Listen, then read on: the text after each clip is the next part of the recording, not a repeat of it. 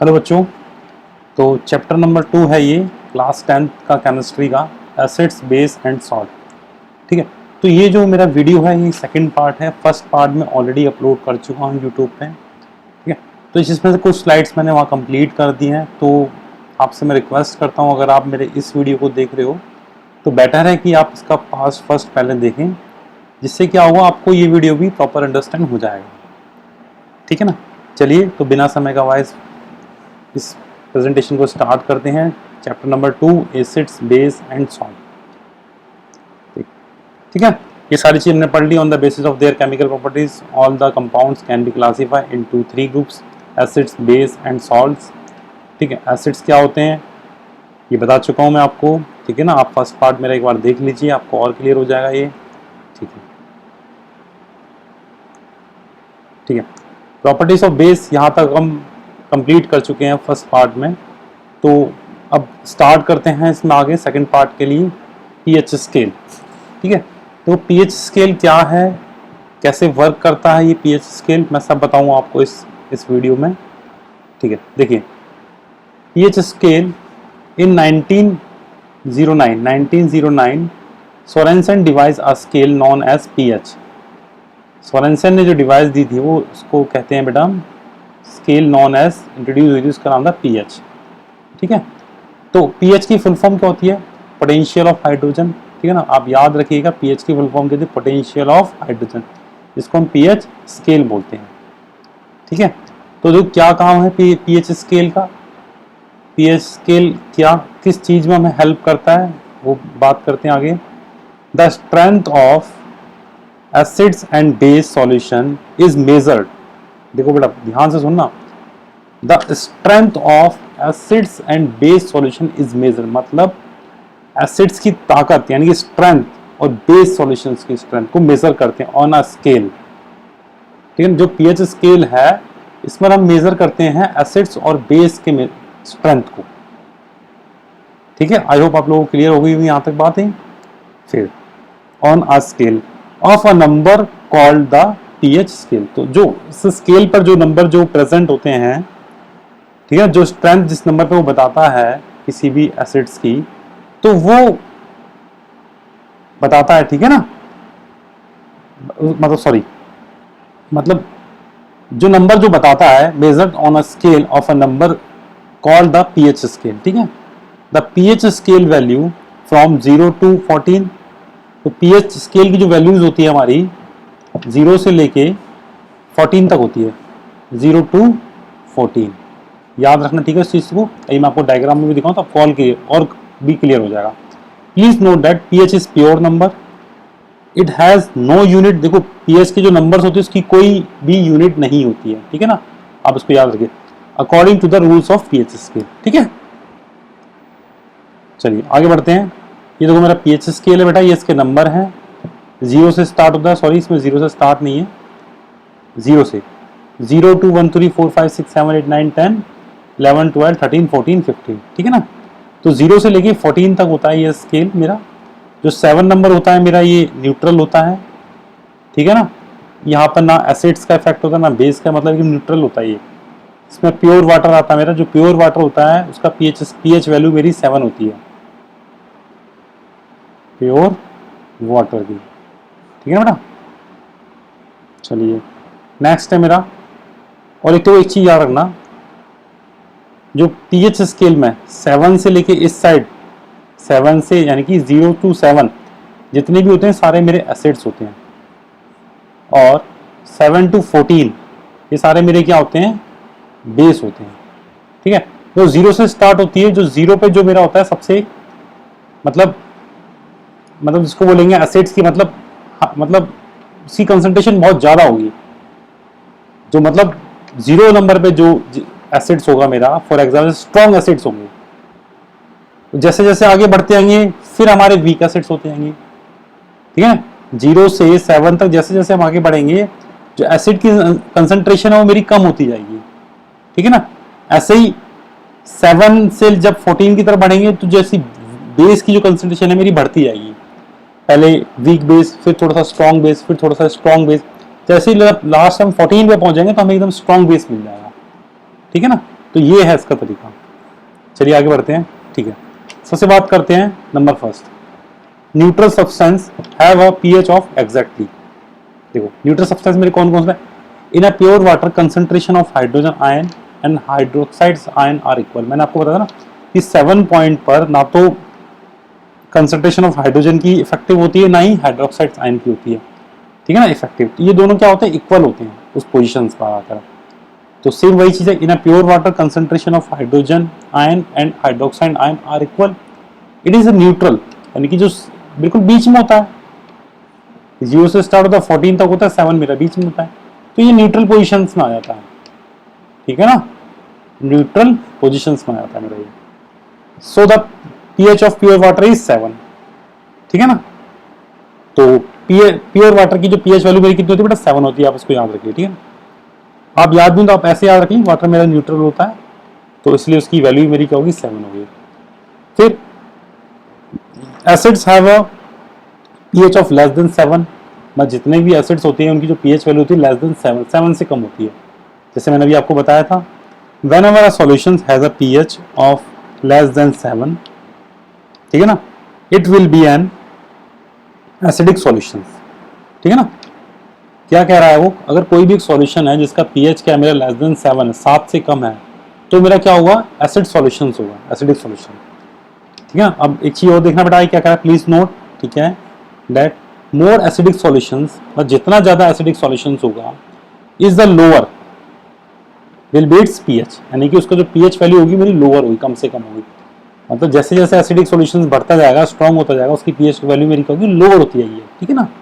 फिर बेस की बात करते हैं। Base have a pH of more than 7, यानी कि जितने ही बेस होते हैं उसकी पीएच वैल्यू जो होती है मोर देन 7, 7 से ज्यादा होती है। whenever a solution has a pH of a more than 7, ठीक है ना, it will be a basic solutions or alkaline solutions, ठीक है ना। For example, has a pH of more than 7, has a pH more than 7, please note that the more basic solutions, मतलब जितना भी ज्यादा मेरा बेसिक सॉल्यूशन होगा, is the higher will be its pH, यानी कि बेसिक सॉल्यूशंस मेरा जितना ज्यादा स्ट्रांग होगा उसकी पीएच वैल्यू मेरी उतनी ज्यादा होगी। बात क्लियर आप लोगों को? ठीक है। सेम दो, जैसे एसिड्स में क्या होता था कि 7 से कम होंगे सारे मेरे एसिडिक सॉल्यूशंस हो गए, 7 से ज्यादा होंगे वो मेरे सारे के बेसिक सॉल्यूशंस हो गए। जैसे जैसे 7 से नीचे होते जाएंगे तो हमारा क्या होगा? पीएच की कंसंट्रेशन स्ट्रांग होता जाएगा, सॉरी एसिडिक सॉल्यूशन मेरा स्ट्रांग होता जाएगा, उसका एसिडिक नेचर क्या है? बढ़ता जाएगा। जैसे जैसे हम 7 से नीचे जाएंगे तो सब्सटेंस का क्या होगा? एसिडिक नेचर बढ़ता जाएगा मेरा। लास्ट में जब हम 0 पे पहुंच जाएंगे तो बिल्कुल स्ट्रांग एसिड्स हो जाएगा हमारा। फॉर एग्जांपल ऐसी पीएच इसकी बेस की है, 7 से ऊपर 14 तक हमारे बेसिक्स हैं, जितने भी बेस हैं। जैसे जैसे हम 7 से ऊपर बढ़ते जाएंगे उसका बेसिक नेचर क्या होगा? स्ट्रांग होता जाएगा। जैसे लास्ट हम 14 पर पहुंच जाएंगे तो क्या होगा? वो मेरा स्ट्रांग बेस हो जाएगा। 14 पर आकर क्या होगा बेटा? स्ट्रांग बेस हो जाएगा मेरा, ठीक है ना। देखिए ये 14 पर आया, 7 से लेके 14 पे आते आते मेरा बेस क्या होगा? एकदम स्ट्रांग बेस में कन्वर्ट हो गया, ठीक है ना। इधर वीक बेस है, अगर हम इधर चल रहे तो वीक हो रहा है हमारा बेस, इस तरफ चलते हैं तो स्ट्रांग हो रहा है, और इस तरफ चल रहे तो हमारा वीक हो रहा है, ठीक है। चलिए फिर ठीक है, एक पॉइंट नोट करने वाले प्लीज नोट, ठीक है। The pH 7 a solution is neutral, ठीक है, as the pH solution decrease from 7 to 0, right। अब बात समझना इस चीज को, अगर pH solutions मेरा डिक्रीज हो रहा है 7 to 0, the hydrogen ion concentration in the solutions goes on the increase। अब बात समझना इसको, जैसे जैसे मैं नीचे जाता जा रहा हूँ pH वैल्यू में 7 से नीचे जा रहा हूँ तो क्या हो रहा है? मेरी कंसंट्रेशन ऑफ हाइड्रोजन आयन की क्या हो रही है? इंक्रीज हो रही है, यानी उसमें क्या हो? मेरे कंसंट्रेशन ऑफ हाइड्रोजन क्या हो? बढ़ रहे हैं, राइट। क्योंकि जब हम एसिड्स को वाटर में डिसॉल्व करते हैं क्या होता है? उसमें से H+ आयन निकल जाता है मेरा, ये तो कम होगी। जैसे जैसे अगर मेरा एसिड्स क्या है? मोर इफेक्टिव नहीं है, नहीं वीक एसिड्स है, तो उसमें क्या होगा? H+ आयन उसने निकाल चुका होगा बहुत सारे, जब तो वीक होगा।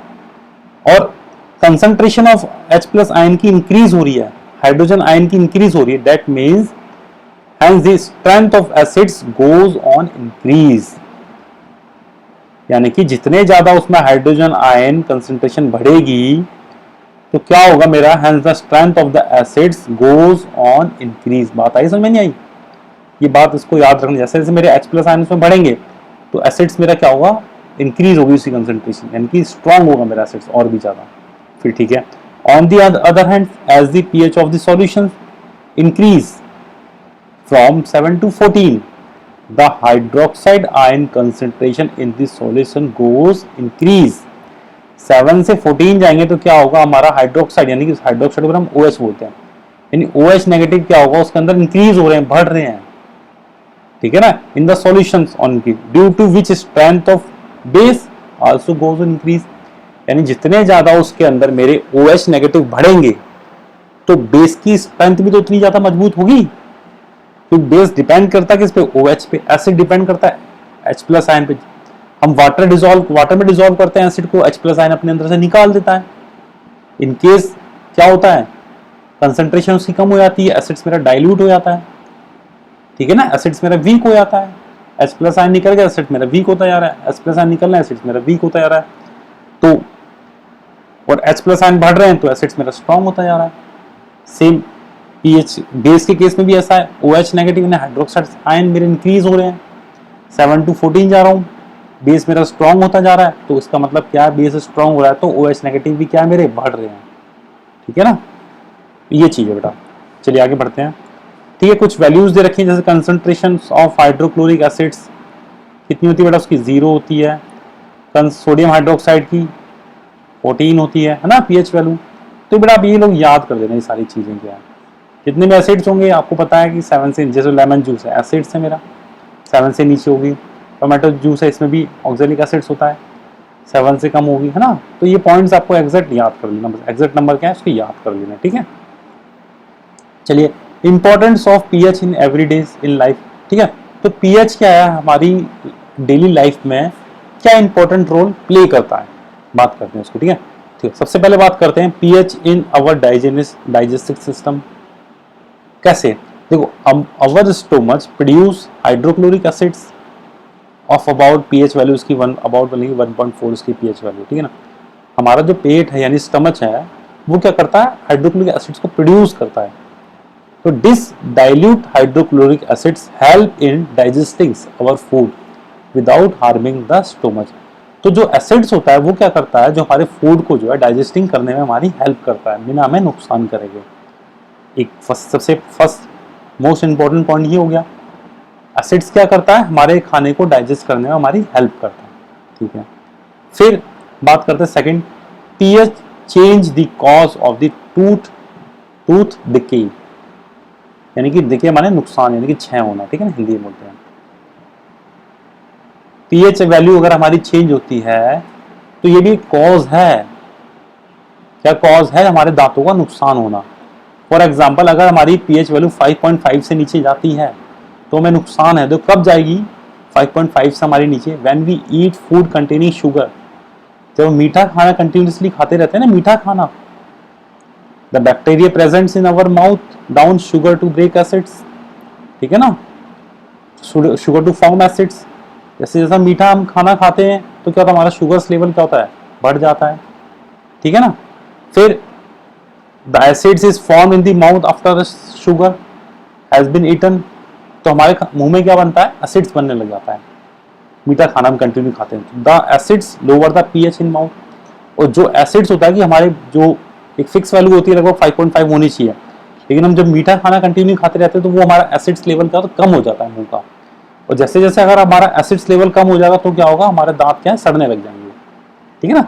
Tooth decay start when the pH of acids form in the mouth falls below 5.5.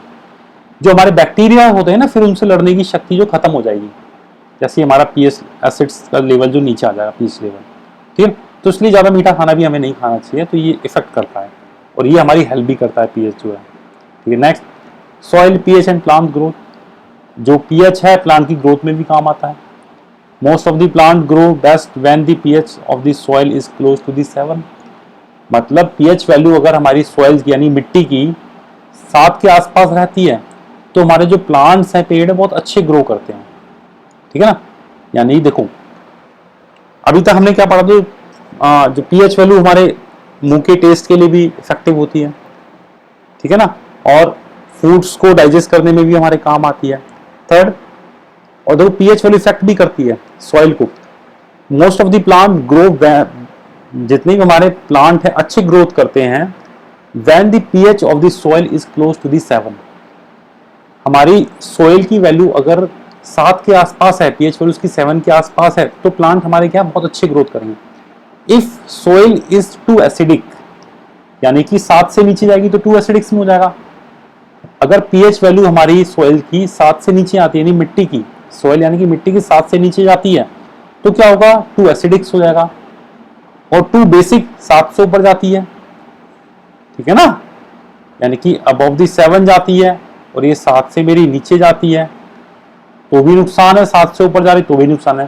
Then the plant growth badly और do not grow at all, यानी कि प्लांट जो हमारे बहुत बैडली ग्रोथ करेंगे और या तो करेंगे भी नहीं, ऐसा भी हो सकता है, ठीक है ना। तो ये भी हमारे लिए है इसका डेली लाइफ में यूज, ठीक है।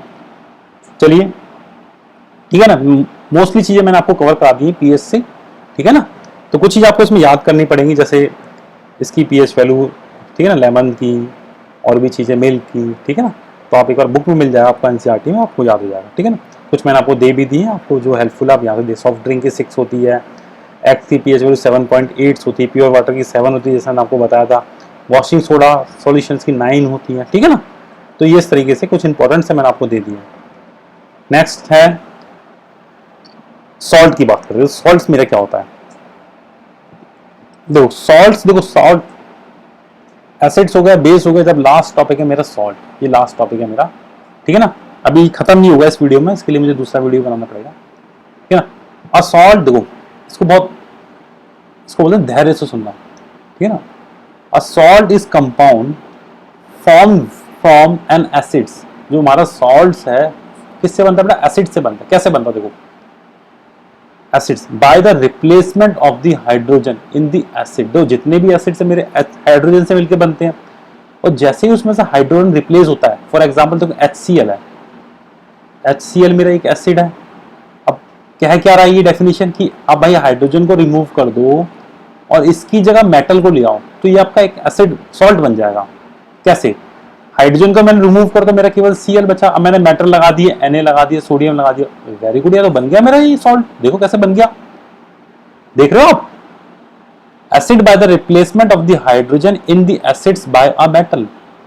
Here is an example, hydrochloric acid is HCl, now we replace H यानी कि hydrogen, now we replace the hydrogen of this acids, ठीक है ना, बाय मेटल एटम सोडियम, ठीक है ना, बाय मेटल यानी कि Na, then we will get a salt, यानी कि Na से हमने क्या करा, एसिड्स में से H को हटा दिया और उसकी जगह Na लगा दिया, तो मेरा क्या बन गया NaCl।